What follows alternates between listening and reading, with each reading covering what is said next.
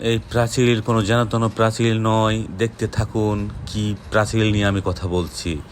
আর যে ছোট ছোট ঘরগুলো দেখছেন, এই ঘরের মধ্যে একসময় দুজন করে স্পেশাল সিকিউরিটি ব্রাঞ্চ ফোর্সের লোকজন থাকতো। এটি হচ্ছে গণভবন, যেখানে বিগত 15 বছর ধরে শেখ হাসিনা সরকার বসবাস করতেন।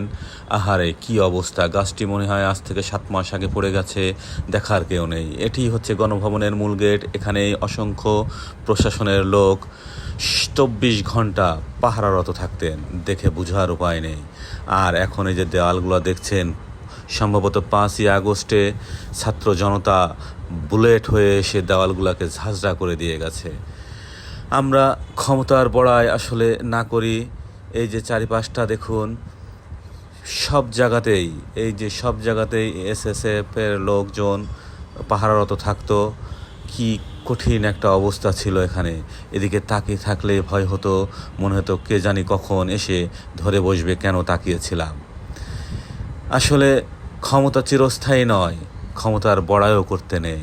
তাই আমরা আগামীতে যারা ভালো নেতা হয়ে বাংলাদেশকে এগিয়ে নিয়ে যাব ইনশাআল্লাহ।